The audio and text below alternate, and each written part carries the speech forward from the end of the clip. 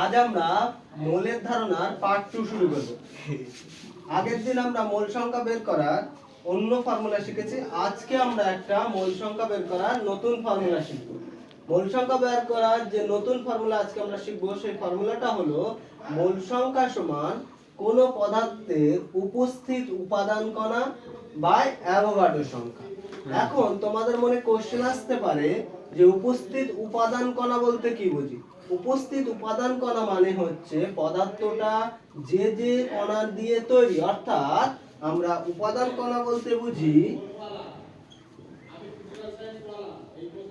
উপাদান কণা বলতে বুঝি অণু, কারণ পদার্থটা অণু দিয়ে তৈরি হতে পারে, পরমাণু হতে পারে, আয়ন হতে পারে ইত্যাদি।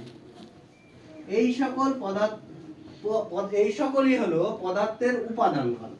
তাহলে এখন আমরা যে ফর্মুলাটা শিখলাম, মোল সংখ্যা সমান কোন পদার্থের উপস্থিত উপাদান কণা বাই অ্যাভোগাড্রো সংখ্যা, এই বিষয়ে আমরা একটা অঙ্ক করব আজকে। এবারে সকলে প্রশ্নটা লেখো। আমরা তাহলে অঙ্ক করলে এক বিষয় সম্বন্ধে একটু ধারণা হবে। চলো সবাই লেখো। দেখো, কোন একটি যৌগে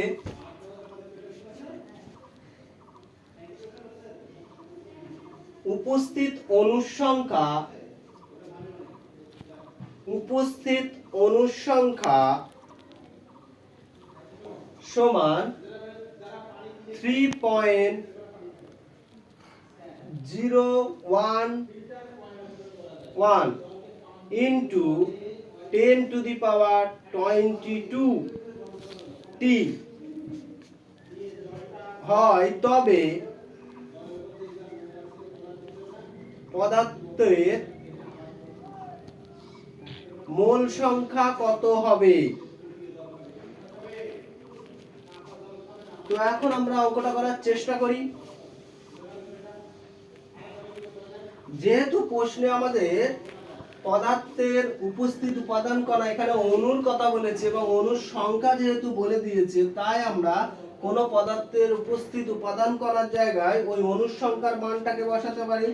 তার মান হচ্ছে 3.011 into 10 to the power 22। আর আমাদের অ্যাভোগাড্রো সংখ্যার মান হচ্ছে 6.022 into 10 to the power 23 per mole।